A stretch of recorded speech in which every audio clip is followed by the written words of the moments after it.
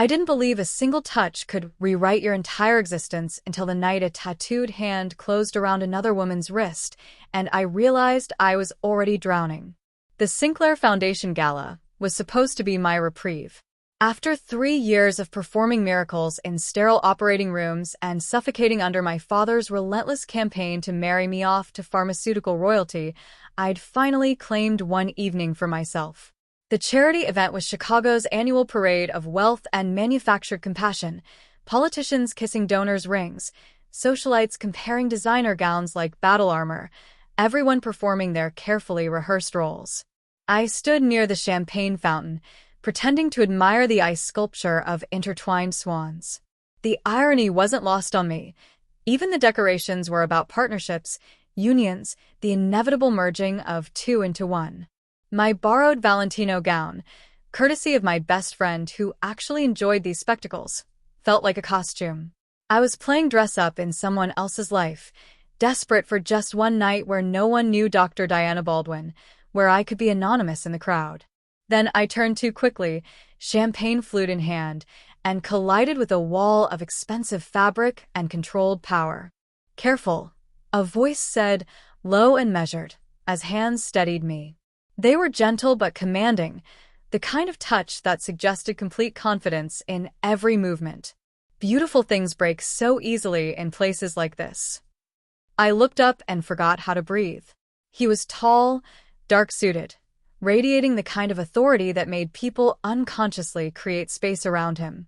Sharp jawline, dark hair swept back with casual precision, eyes like polished obsidian, unreadable and dangerous. Tattoos crawled up his neck from beneath his collar, intricate patterns that shouldn't have belonged in this sanitized world of old money and political favors. He wore his Tom Ford suit like armor, every line perfect, every detail deliberate. But it was his eyes that trapped me. They held mine with an intensity that felt physical, pinning me in place even as every instinct screamed at me to step back, to apologize, to disappear into the crowd like I'd planned. "I'm sorry," I managed, my surgeon's hands trembling as I steadied my glass. I wasn't watching where I was going. Neither was I.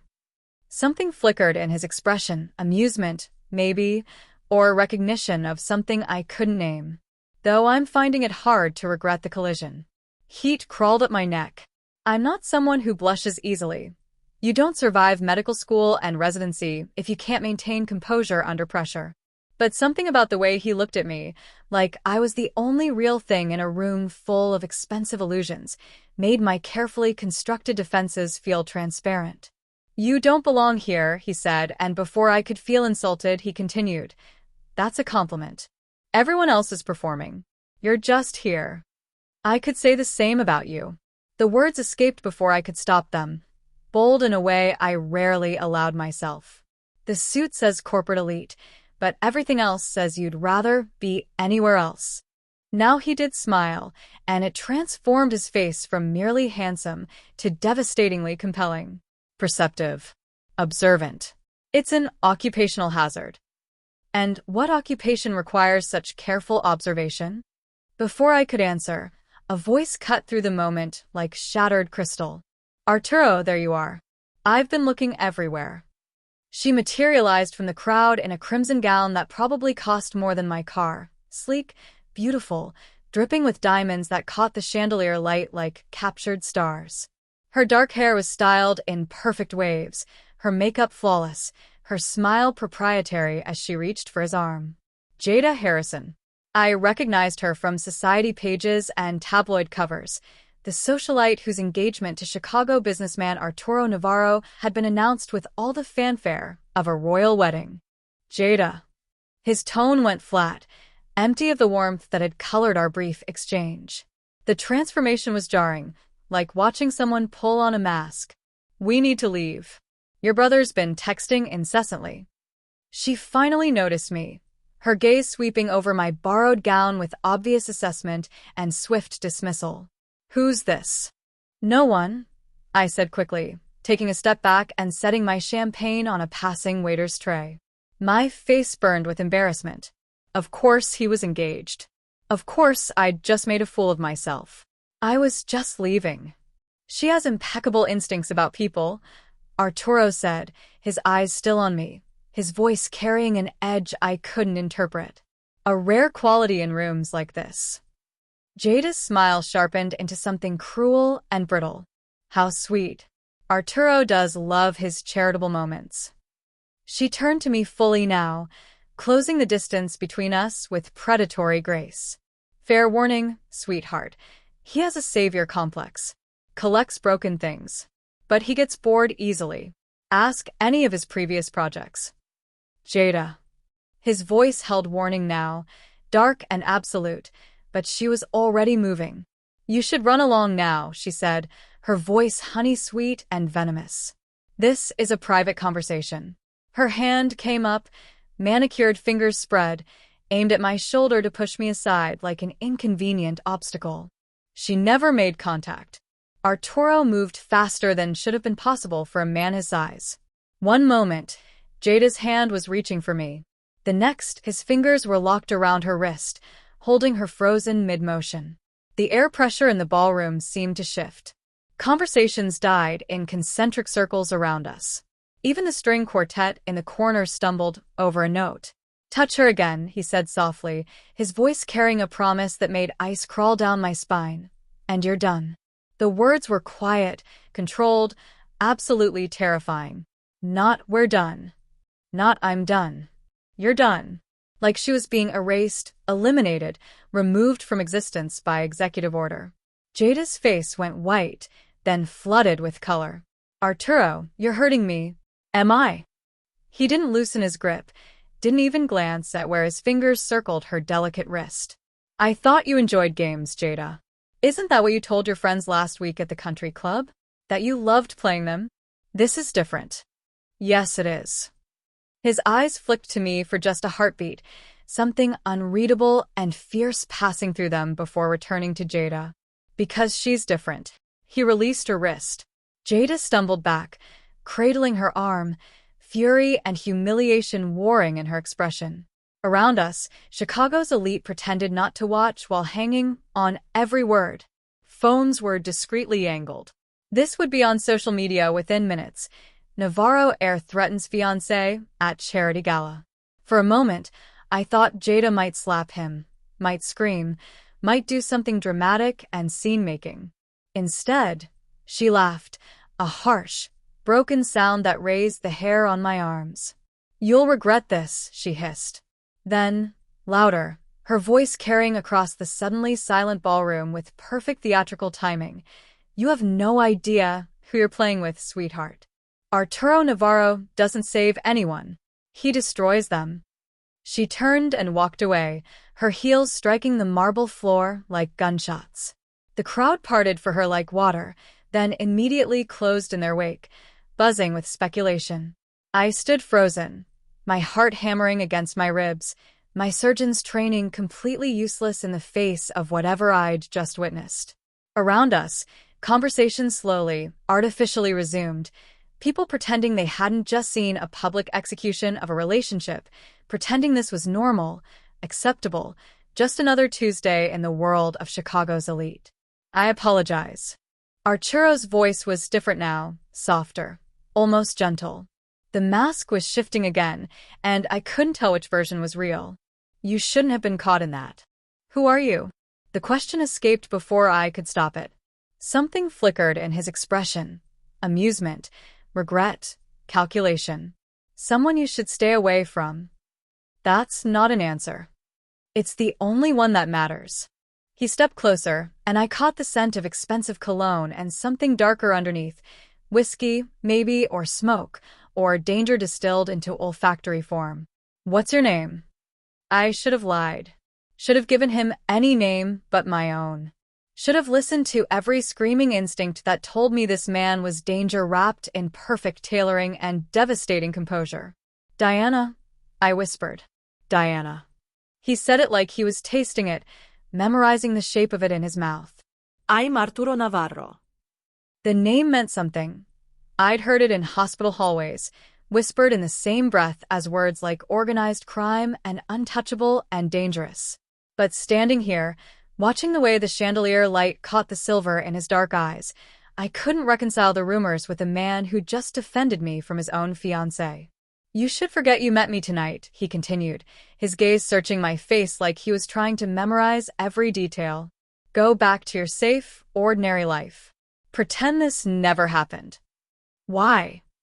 Because I'm not the hero in anyone's story, Diana.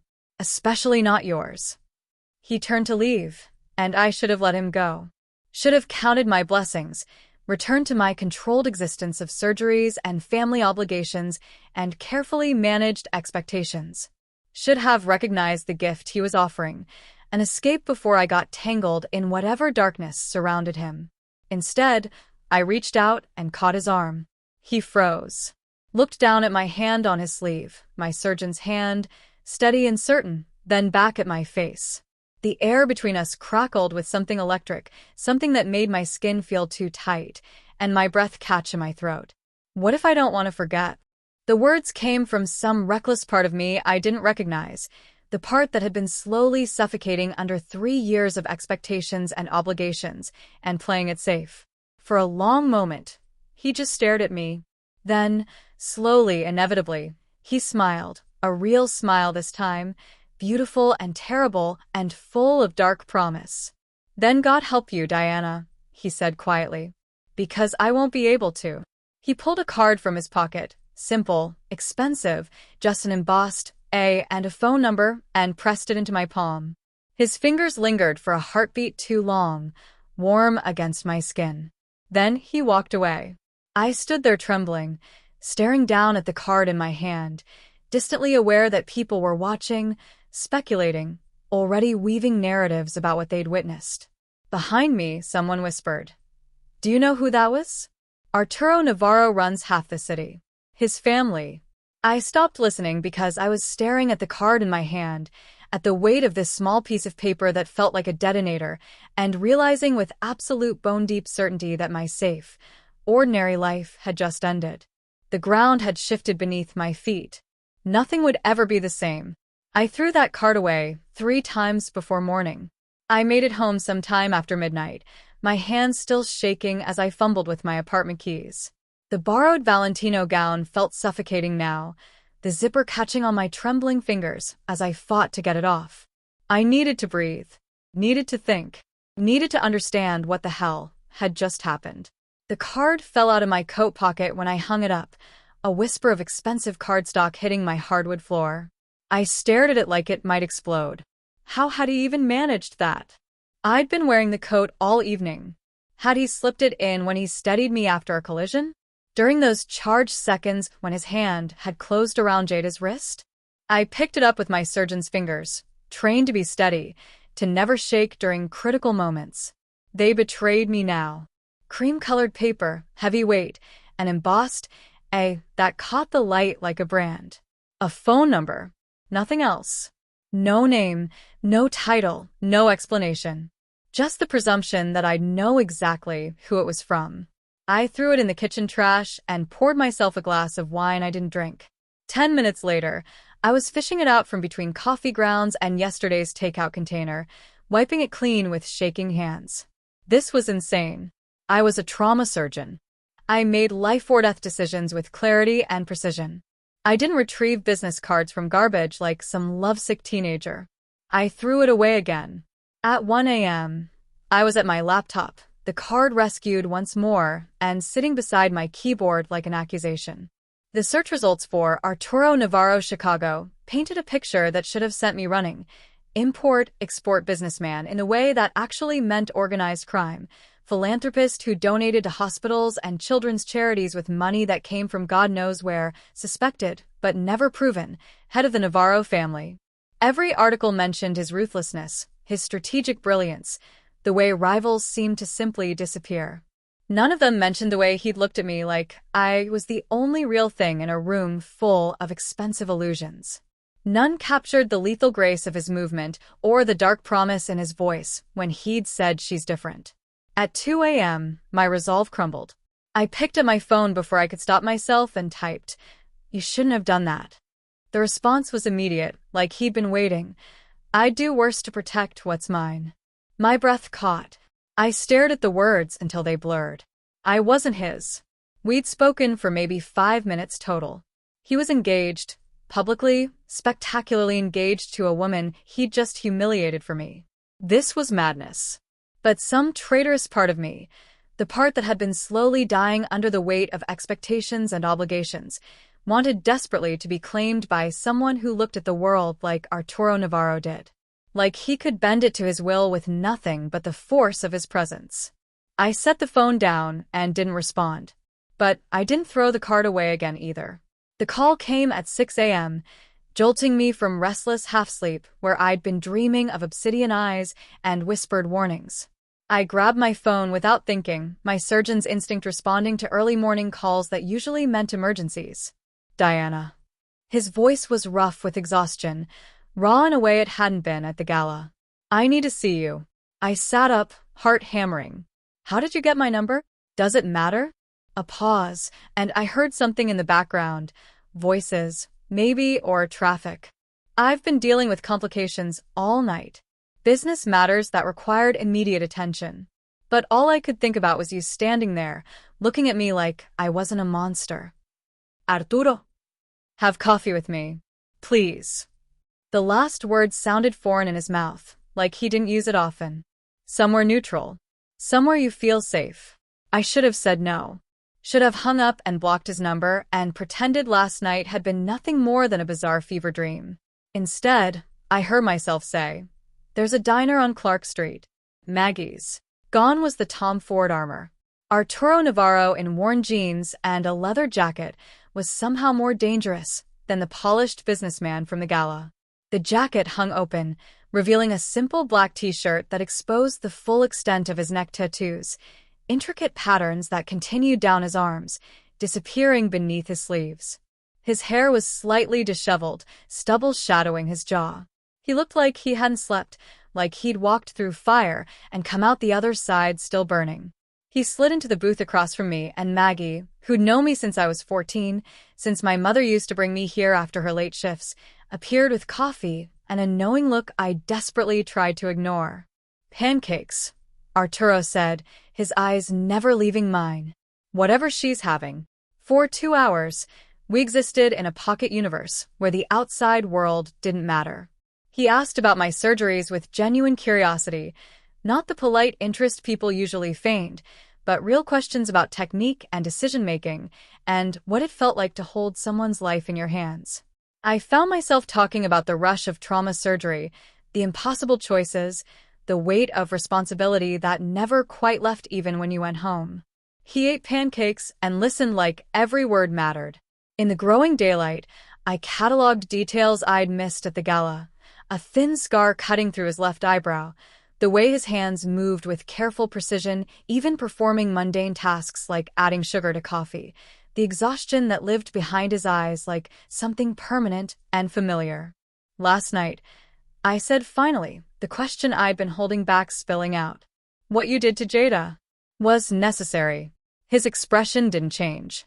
She needed to understand certain lines can't be crossed. "And what line was that?" "You." He said it simply, like it was obvious.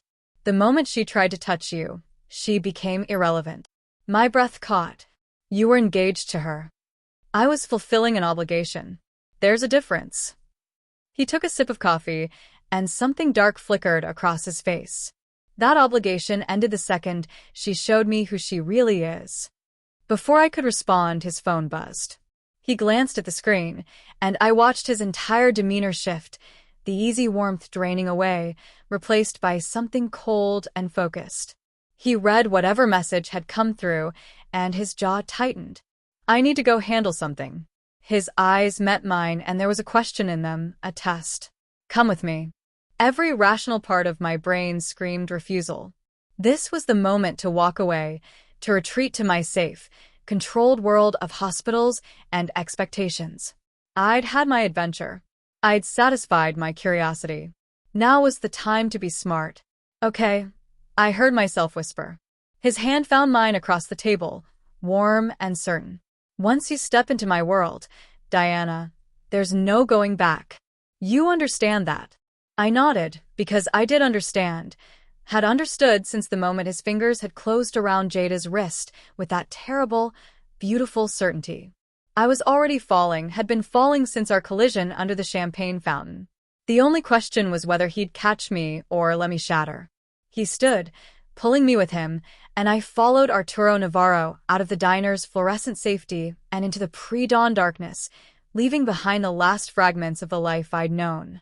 The apex occupied the top 3 floors of a building in the loop that had no signage, no obvious entrance, nothing to distinguish it from the corporate towers surrounding it. Arturo led me through an underground parking garage to a private elevator that required both a keycard and fingerprint scan. The ascent was silent except for the whisper of expensive machinery and my hammering heart. The doors opened onto a space that stole my breath, floor-to-ceiling windows overlooking Chicago as the sun began painting the skyline in shades of amber and gold. The restaurant was empty at this hour, tables set with perfect precision for a dinner service that wouldn't begin for hours. But it was the booth in the corner, the one with an unobstructed view of the entire city, that Arturo guided me toward. "This is where I come when I need to think," he said, settling across from me. In the morning light, his exhaustion was more pronounced, shadows under his eyes, tension in his shoulders that suggested he was carrying weight I couldn't imagine. "When I need to remember what I'm protecting." A man appeared with coffee, older, silver-haired, moving with military precision. He nodded to Arturo, gave me a measuring look, and vanished without a word. "I'm not going to lie to you, Diana." Arturo's hands wrapped around his coffee cup, and I noticed scarring across his knuckles, old wounds, healed but not forgotten. "I'm not going to pretend to be something I'm not. My family controls protection, trade, and territory in this city. We have for 3 generations. Violence isn't something I enjoy, but it's a tool I use when necessary. It's the language of the world I inherited." I should have been terrified.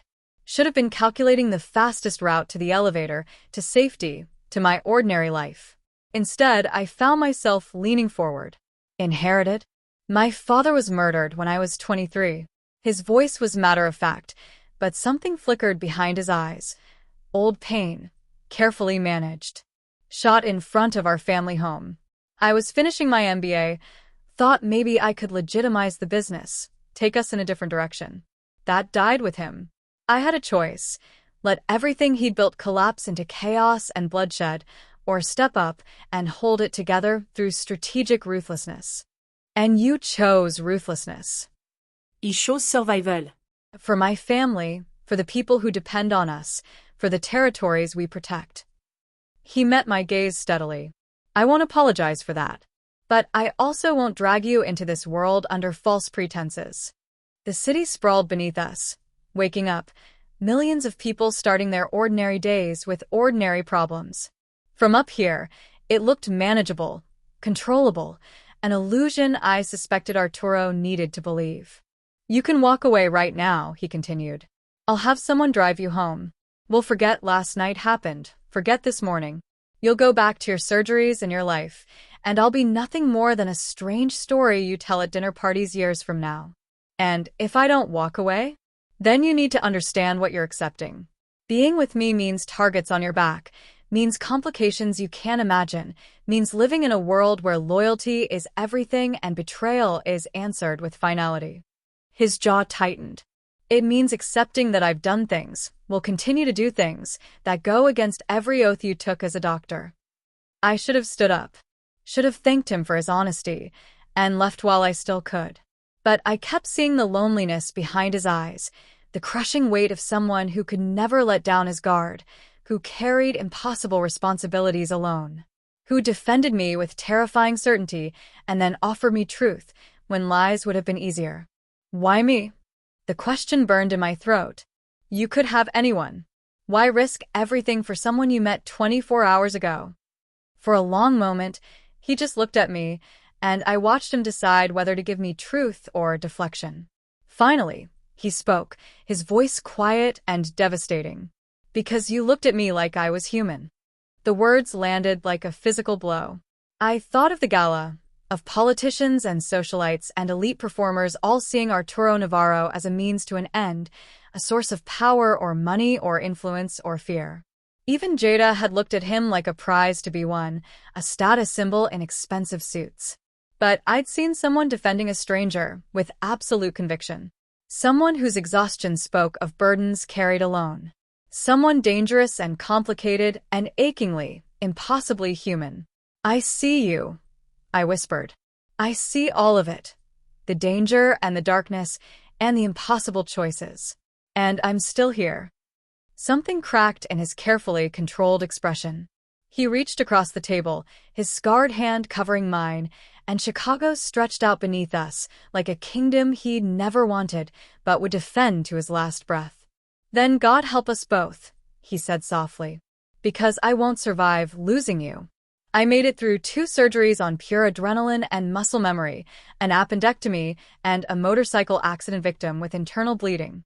My hands were steady, my decisions sound, but some distant part of my brain kept replaying Arturo's words, "because you looked at me like I was human."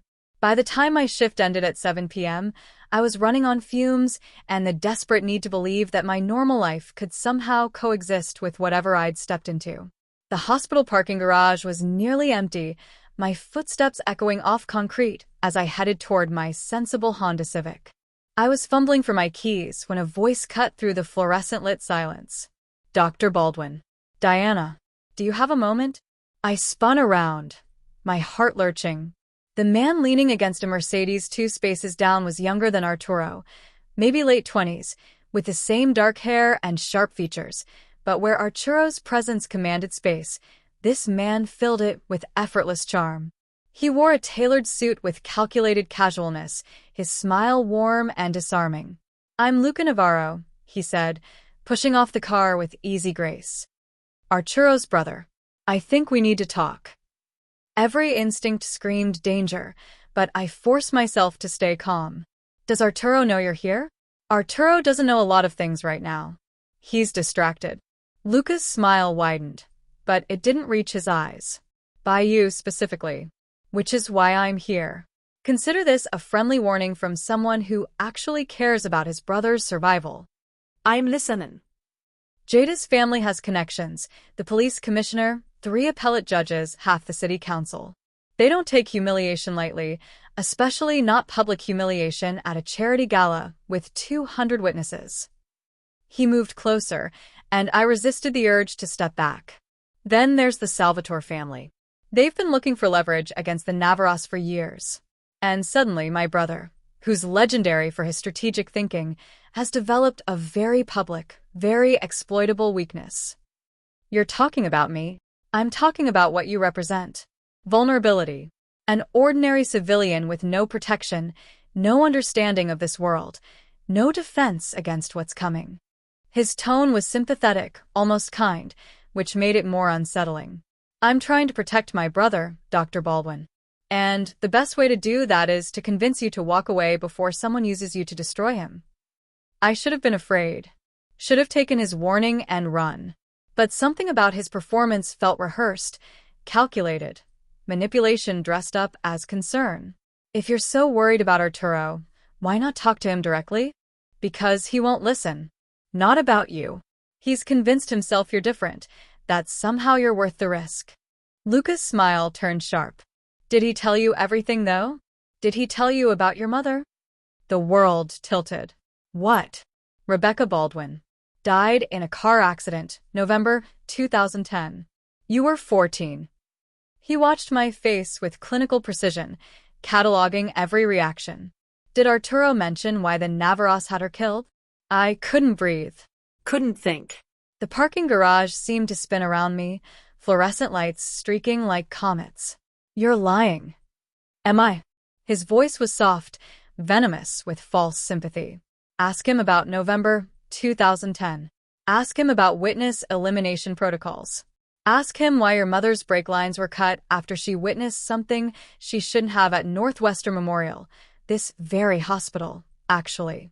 Ask him how many other accidents his family has orchestrated to protect their interests." No. The word came out broken. My mother's death had been investigated, ruled accidental. A tragic malfunction, they'd said. Faulty brakes on a rainy night. I'd been living with that truth for 15 years, had built my entire career on transforming that grief into something purposeful. I'm sorry you had to find out this way. Luca's hand touched my shoulder, and I jerked away.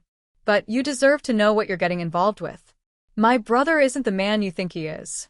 He's the man who's spent 15 years living with his family's sins, including the murder of your mother. He turned and walked away, his footsteps echoing off concrete, leaving me gasping against my car as 15 years of carefully managed grief suddenly reshaped itself into something darker, something that tasted like betrayal and blood. My phone buzzed. A text from Arturo. Thinking about you. Dinner tonight? I stared at the words until they blurred. The man who'd looked at me like I was the only real thing in a room full of illusions. The man who'd defended me with terrifying certainty. The man whose family might have murdered my mother. November 2010. Witness elimination protocols. My hands were shaking. Surgeons' hands that never trembled. Hands that saved lives. Hands that my mother had held the last time I saw her alive. I needed answers. And I knew exactly who was going to give them to me, whether he wanted to or not. I spent 3 hours digging through hospital archives, my credentials giving me access to files from 2010. Rebecca Baldwin's employment records showed nothing unusual: a dedicated nurse in the cardiac unit, exemplary performance reviews, no disciplinary actions. The night she died, she'd worked a double shift. That was all. No witnesses to anything, no incident reports, no indication that she'd seen something worth killing her for. Either Luca was lying, or the truth had been buried so deep I'd never find it alone. I was leaving the records room when a woman in a dark pantsuit intercepted me near the elevators. FBI credentials, sharp eyes that had seen too much, the kind of stillness that came from years of hunting dangerous people. Dr. Baldwin. I'm Special Agent Torres. We need to talk. She didn't wait for my agreement, just guided me to an empty consultation room and closed the door. From a manila folder, she spread photographs across the table like tarot cards revealing my future. Me and Arturo at Maggie's diner, dawn light streaming through fingerprint-smudged windows. Me entering the Apex. Me leaving what I now recognized as Arturo's building at 6 a.m., wearing yesterday's clothes, his leather jacket draped over my shoulders because I'd been cold. When had that happened? The memory surfaced. After the Apex, he'd taken me to his penthouse, shown me the art collection that would have made my mother weep with joy. We talked until sunrise about everything and nothing. He'd kissed me against floor-to-ceiling windows overlooking the city he controlled. I'd left wearing his jacket like a claim. I've been building a RICO case against the Navarro family for 3 years, Torres said. Arturo Navarro is smart, careful, and absolutely ruthless. But he's made one critical mistake, you. I'm not involved in his business. You're involved with him. That's enough. She leaned forward, her voice dropping to something almost kind. I know about your mother, Diana. Rebecca Baldwin didn't die in an accident. She witnessed a Navarro family execution in this hospital's parking garage, a rival family soldier, eliminated on neutral ground. She was collateral damage in a war you didn't know existed. The air left my lungs. Luca had been telling the truth. I can protect you, Torres continued. Immunity, witness protection, a new life far from Chicago. All you have to do is wear a wire. Get close to Arturo, record his conversations, help me put him away for the rest of his life.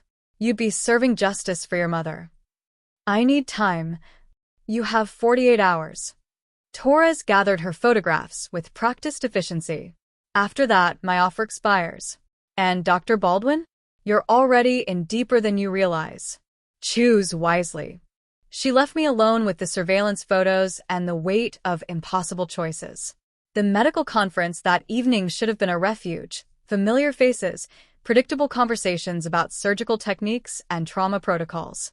Instead, I felt exposed, every glance holding potential threat. I was refilling my wine glass when Jada Harrison appeared beside me, her composure cracked like fine porcelain dropped on marble. We need to talk. Her voice was tight, controlled fury barely contained. Somewhere private. She didn't wait for agreement, just walked toward the conference center's terrace. I followed because some suicidal part of me needed to know what she'd say. The terrace was empty, Chicago's night skyline glittering beyond the railing. Jada turned on me with eyes that held something beyond anger, something desperate and dangerous. "I'm pregnant," she said flatly. 3 months. Arturo's child. The words hit like a physical blow. I searched her face for deception, but whether it was true or not, she believed it could destroy me. "Does he know?" "Not yet." I was waiting for the right moment. Her smile was bitter, broken. "But then you happened. Do you really think he'll choose you over his own child? Over his family's legacy? If you're pregnant, that's between you and Arturo. There is no me and Arturo anymore. He made that clear when he humiliated me in front of Chicago's elite. So now we all suffer." She stepped closer, and I caught the scent of expensive perfume and desperation. "You're already dead, Diana. You just don't know it yet." My family, the Salvatores, the FBI, everyone's circling. And when the feeding frenzy starts, there won't be anything left of you to bury. A sound made us both turn, but the terrace door showed only empty hallway. When I looked back, Jada was already walking away, her heels clicking against stone. Later, hotel security would report that the terrace cameras had mysteriously malfunctioned during our conversation. No footage, no proof, no witnesses to whatever threat she'd just delivered. I stood alone on the terrace, Agent Torres' 48-hour deadline ticking in my head, Jada's pregnancy claim echoing in my chest, Luca's revelation about my mother burning through my carefully constructed defenses. I was being hunted from every direction. And the only person who might protect me was the one whose family had destroyed mine 15 years ago. My phone buzzed. "Arturo, where are you? I need to see you." I stared at the message, my surgeon's hands finally, irrevocably shaking, and realized I had no safe haven left. Every choice led to betrayal. Every path ended in blood. The only question was whose. I didn't call first. Didn't give him warning or time to prepare his defenses. I just showed up at his building at 11 p.m., used the key card he'd given me 2 nights ago, and took the private elevator to the penthouse with my mother's death certificate folded in my purse like a weapon. The doors opened onto a space that stole my breath for the second time, but not because of the view. The art covering his walls was museum quality. Rothko, O'Keeffe, Hopper. Pieces my mother used to show me in library books, her nurse's salary never enough to see the originals. She dreamed of visiting the Art Institute with me someday. She never got the chance. Arturo stood by the windows, still in his dress shirt and slacks from whatever business had consumed his day. He turned when I entered, relief crossing his face before he registered my expression. "Diana." November 2010. My voice was steady, surgeon steady, the calm before the cutting. "My mother. Tell me the truth, or I walk out of here and you never see me again." I watched him go absolutely still, watched careful control war with something that looked like devastation. When he spoke, his voice was rough with exhaustion and old guilt. "How did you find out?" "Your brother paid me a visit. Then the FBI. Then your ex-fiancé threatened me at a medical conference." I pulled out the death certificate, my hands trembling now. Everyone seems to know something I don't. "So tell me, Arturo, did your family murder my mother?" He moved to the bar, poured 2 glasses of whiskey with hands that weren't quite steady. "Sit down, please." "I'll stand." "Then so will I." He downed his whiskey in one swallow, and I watched his careful control fracture. "My uncle, my father's brother, ordered the hit. Not my father." November 15th, 2010. Your mother witnessed an execution in Northwestern Memorial's parking garage. A Salvatore soldier, eliminated during what should have been a routine territorial negotiation. She was leaving her shift, wrong place at the worst possible time. The room tilted. Hearing the truth confirmed was somehow worse than suspecting it. "My uncle made the call without authorization," Arturo continued, his voice hollow. "Violated every family rule we have about civilian casualties. By the time my father found out, your mother was already dead. He exiled my uncle to Miami, stripped him of his position. But the damage was done. You knew. The words tasted like ash. When you met me at the gala, when you defended me, when you brought me here, you knew your family killed my mother. I didn't know then. I found out 2 years ago when I was restructuring our operations, going through old files, trying to understand why certain protocols existed. His jaw tightened. I found the report. Your mother's name. The order. Everything my father had buried to protect the family. And you've been carrying that guilt ever since? Is that supposed to make me feel better? No. He set down his glass and moved to a desk drawer. When he turned back, he was holding a gun, sleek, black, terrifyingly real. He checked the chamber with practiced efficiency, then placed it on the coffee table between us. I exiled my uncle permanently, restructured everything to prevent such mistakes. But nothing I do will bring your mother back or undo what my family took from you. He stepped back, hands raised slightly, and met my eyes with devastating clarity. If you need to balance the scales, Diana, I understand. I won't stop you. I won't defend myself. If my death gives you peace, then take it. I stared at the gun. At 15 years of grief and rage finally given a target. At the man who'd looked at me like I was human, who defended me with terrifying certainty, who was offering me his life like penance for sins that weren't even his own. My surgeon's hands reached for the weapon. Lifted it. The weight was heavier than I'd imagined, solid and final. I raised it, finger finding the trigger, and watched Arturo's face. He didn't flinch. Didn't beg. Just stood there with exhaustion and guilt and something that looked like relief, like he'd been waiting for this moment, for someone to finally make him pay. I couldn't do it. The gun clattered to the floor as I collapsed, 15 years of carefully managed grief finally shattering. Arturo caught me before I hit the ground, his arms wrapping around me as I broke against his chest. I sobbed for my mother, for the life she'd never lived, for the daughter who'd spent 15 years not knowing the truth. For the impossible situation we'd found ourselves in, predator and prey, killer and victim's daughter, two people who should have been enemies finding something neither of us had expected. He held me through it all, his own body shaking, and I realized he was crying too, silent tears for a woman he'd never met, for a sin he'd inherited but never committed, for the guilt he'd carried alone for 2 years. I'm sorry, he whispered against my hair.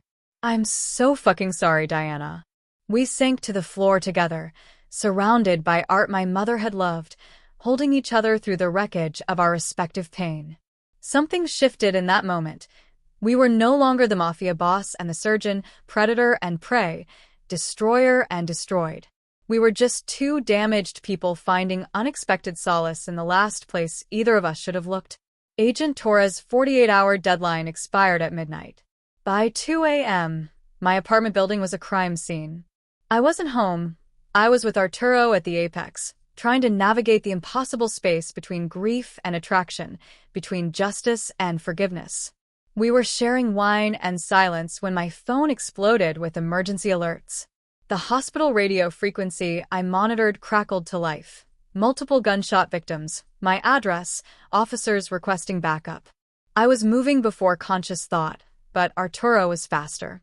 His hand closed around my wrist as I reached for my keys. You can't go there. That's my building. That's a war zone. His phone was already out, fingers flying across the screen. Salvatore enforcers. They were looking for you, Diana. Your neighbors got caught in the crossfire. The words hit like bullets. Mrs. Chun from 3B, who always asked about my shifts. The graduate student in 2A who borrowed my jumper cables. The young couple with a newborn in 4C. All caught in violence meant for me. This is my fault. I pulled against his grip, but he held firm. People are dying because of me. People are dying because the Salvatores are making a move and you're the excuse they chose. His voice was hard, absolute. You going there won't save anyone. It'll just give them what they want. But I could see it in his eyes, the calculation, the guilt, the knowledge that I was right. My proximity to him had painted a target on innocent people. I need to end this, I said. End us. It's the only way. No. The word was final, terrifying in its certainty. You don't get to martyr yourself because you feel guilty. That's not how this works. Then how does it work, Arturo? How many people die before you let me go? He pulled me against him, his hand cradling the back of my head. I'm moving you to a safe house. 24-hour protection. The Salvatores made their move too early, too sloppy. They won't get another chance. I wanted to fight him. Wanted to run to the hospital, to help the wounded, to fix what I'd broken. But the emergency radio was already reporting 3 DOA, too critical. I was too late to save anyone. By dawn, my face was on every news channel, not because of the attack, but because Jada Harrison had gone public. She sat across from Chicago's most-watched morning anchor, perfectly styled in morning black, tissues clutched in manicured hands. The performance was flawless. The tearful revelation of her pregnancy, the devastating miscarriage she'd suffered just days ago, the homewrecker who destroyed her family and caused so much stress that her body couldn't sustain the pregnancy. She never said my name. Didn't have to. The photos she'd reluctantly provided showed me and Arturo at Maggie's diner, leaving the Apex, his hand on my back as we walked through some unidentified doorway. Public sentiment turned viciously, immediately. Social media erupted with hashtags calling for my medical license. The hospital received bomb threats before noon. My father's call came at 1 p.m., brief, cold, final. You're no longer my daughter. I watched my life disintegrate in real time from a safe house in Lincoln Park, surrounded by Arturo's men, protected and utterly alone. Arturo arrived at 6 p.m., exhausted and blood-spattered. Not his blood, I recognized with numb acceptance. He'd been dealing with the Salvatore response, with damage control, with the chaos I'd created simply by existing in his world. I'm calling a sit-down, he said without preamble. All 5 captains, my uncle from Miami. Tonight. Arturo. This ends now. One way or another. He cupped my face in his scarred hands. I'm claiming you publicly. In my world, that's tantamount to marriage. It makes you untouchable, protected by family law. But it also makes you a permanent target. Every enemy I have will know exactly how to hurt me. You can't. The consequences will be severe. There might be war. Definitely will be complications with families who expected me to marry for alliance. His smile was bitter, beautiful. But I'm done pretending you're temporary. Done letting people think they can touch you without answering to me. I've already lost everything. Then you have nothing left to lose. And everything to gain. He kissed me, tasting like whiskey and determination and impossible choices. Let me give you something worth the cost, Diana. Let me give you a kingdom built on blood and loyalty and the kind of protection that means something. That night, in a private room at the Apex, Arturo Navarro faced his captains and announced his intention to break tradition, to end his engagement with proper compensation, to claim a civilian doctor as his own. I watched from behind one-way glass as grown men argued, as his uncle warned of consequences, as alliances shifted in real time.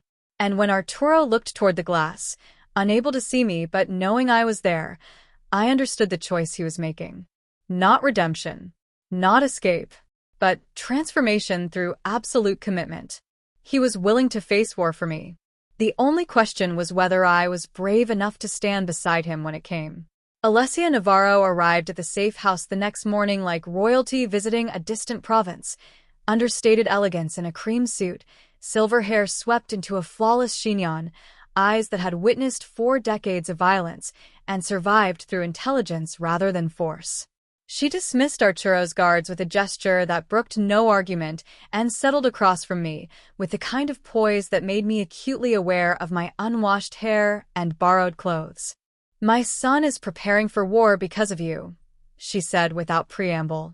Her accent carried traces of Sicily softened by decades in America. I needed to see what kind of woman inspires such recklessness. I didn't ask him to. No. You simply existed, and that was enough. She opened the leather portfolio she'd brought, removing a file thick with documents. Before we discuss your future, you need to understand your past. The complete version, not the sanitized tragedy you've been living with. She slid the file across the coffee table. My mother's name was printed on the tab in neat block letters. Rebecca Baldwin. Terminated. The word made bile rise in my throat. Read it, Alessia said quietly. All of it. The first pages confirmed what I already knew. The execution my mother had witnessed, the order from Arturo's uncle, the accident that followed. But then the file diverged into territory that made my hands shake. Surveillance photos of my mother with a man I didn't recognize, meeting in coffee shops and parking garages.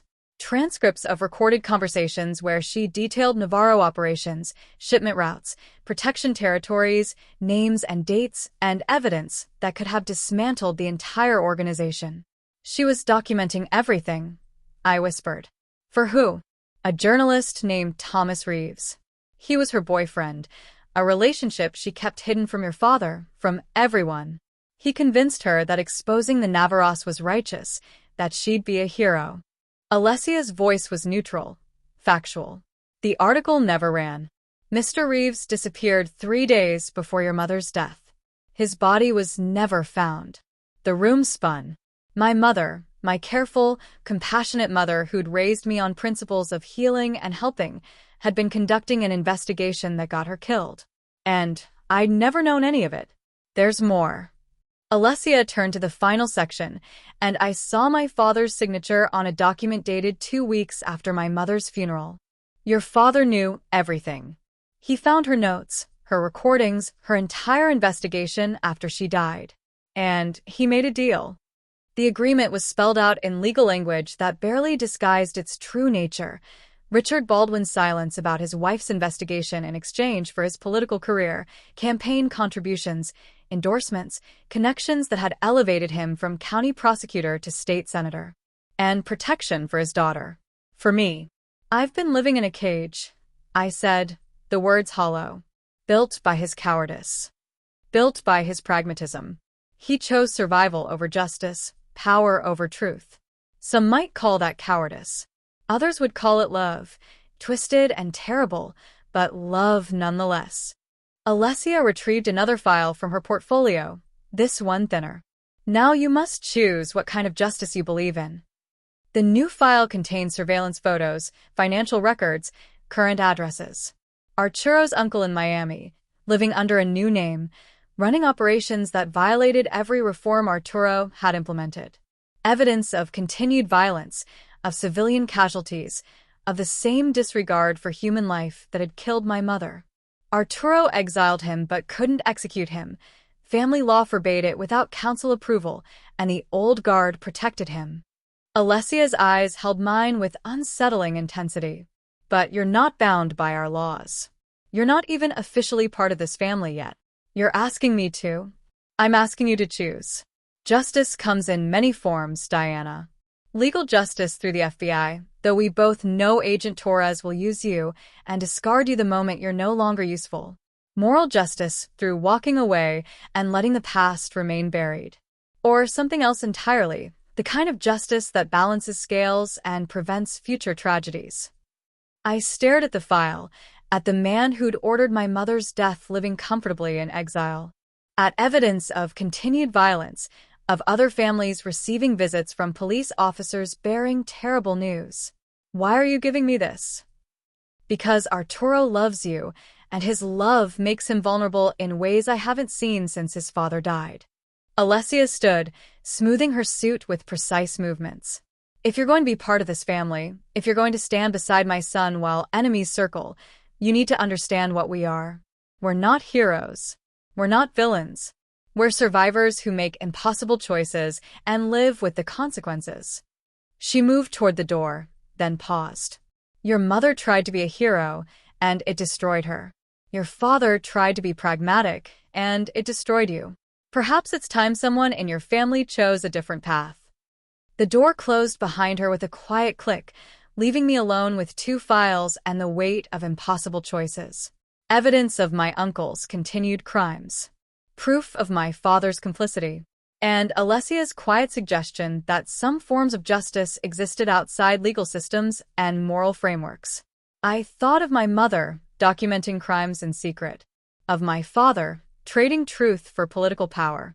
Of Arturo, preparing for war while carrying guilt for sins that weren't his own. And I realized that innocence was a luxury I'd lost the moment I'd collided with a tattooed man at a charity gala and seen something human in eyes that terrified everyone else. The only question now was what kind of person I'd become in this world where love and violence were two sides of the same blood-stained coin. The Salvatores came at 3 a.m. with military precision, 6 vehicles, coordinated breach points, using every detail from Jada's leaked photos and social media speculation to pinpoint the safe house location. They'd been patient, waiting for the perfect moment when public sentiment had turned me into a villain worthy of elimination. Arturo's men responded with devastating efficiency. I heard gunfire, shouted commands, the sharp crack of windows shattering. Then Arturo was there, pulling me toward the reinforced panic room, his body positioned between me and every potential threat. The bullet caught him in the side as we reached the doorway, a through-and-through that punched through expensive fabric and flesh with a sound I'd never forget. He stumbled but didn't fall, his hand still locked around my wrist as his men returned fire with controlled precision. "Go," he gasped, but I was already moving, not away from him, but toward him, my surgeon's training overriding every instinct to run. "Armored SUV now," I shouted at the nearest guard, pressing my hands against Arturo's wound. Blood pulsed between my fingers, warm and insistent. The trajectory suggested the bullet had missed vital organs, but the bleeding was severe. He had minutes, not hours. They carried us to the vehicle as gunfire erupted behind us. I climbed in beside Arturo, already stripping off my shirt to use as compression. Someone handed me a medical kit. Arturo's paranoia had ensured his vehicles were equipped for exactly this scenario. "Drive," I commanded, my hands working with automatic precision as the SUV lurched forward. Arturo's eyes found mine, gray and unfocused with pain and blood loss. "You could let me die," he said, his voice rough. "End all of this. Walk away clean." I packed the wound with gauze, applying pressure with one hand while searching for info with the other. "I don't save people because they deserve it," I said, my voice steady despite my shaking hands. "I save them because I can." The words unlocked something inside me, a truth I'd been running for my entire career. My inability to let go, to stop trying to save everyone, wasn't always a flaw. Sometimes it was my greatest strength. Sometimes holding on when everyone else would have released was exactly what the world needed. I kept Arturo alive through Chicago streets while police sirens wailed in the distance and his men coordinated cleanup. By the time we reached a private medical facility, one of Arturo's, naturally, his vitals had stabilized. The wound was clean, reparable. He would survive. The Salvatores wouldn't. News filtered in as I worked. 3 dead, 5 captured, their leadership decimated in a coordinated counter-response that had been waiting for exactly this kind of reckless move. Agent Torres appeared at the facility 2 days later, finding me in the observation gallery watching Arturo sleep off the anesthesia from his surgical repair. "Witness protection," she said without preamble. "New identity, complete escape. This is your last chance, Dr. Baldwin." I thought about it, really thought about it. A clean slate, far from violence and impossible choices and blood-stained love. Safety. Normalcy. Everything I'd thought I wanted. "No," I said quietly. "You're choosing this?" "Choosing him. I'm choosing myself." I turned to face her. "And what I choose is transformation, his and mine. I'm staying, but on my terms." Torres left with a mixture of disappointment and resignation. She'd never understood that some cages were more comfortable than others, and I was done living in any cage at all. When Arturo woke, I was beside him. We didn't speak immediately, just held hands while machines beeped and Chicago carried on outside bulletproof windows. "I have conditions," I finally said. "You dismantle the most violent operations. Invest in legitimate business. And help me expose the corruption that enabled my mother's death, including my father's complicity." "Done." No hesitaschen, no negociaschen. It won't be redemption. It won't be clean. Nothing worth having ever is. His scarred fingers tightened around mine. But it'll be real. and it'll be ours. 6 months later, I performed surgery in a state-of-the-art medical facility funded by Navarro Investments, a trauma center serving both family associates and underserved communities. No questions asked, no judgment rendered, just healing offered to anyone who needed it. Arturo watched from the observation gallery, his hand pressed against a glass, his own surgical scar hidden beneath an expensive shirt. We'd both been changed by violence, marked by impossible choices, transformed by a collision that should never have happened. I was no longer running for my power or trying to save everyone. I'd chosen my battlefield, accepted my scars, and built something meaningful from the ashes of everything we'd destroyed. As I closed the final suture on a gunshot victim, former Salvatore soldier, the irony wasn't lost on me. I looked up at the observation gallery. Arturo's eyes met mine with understanding that needed no words. We were alive. We were together. And we were building something new. Not redemption. Not revenge. But transformation, earned through blood and choice, and the kind of love that saw every dark corner and chose to stay anyway. The end was just another beginning, bloodier, wiser, and impossibly our own.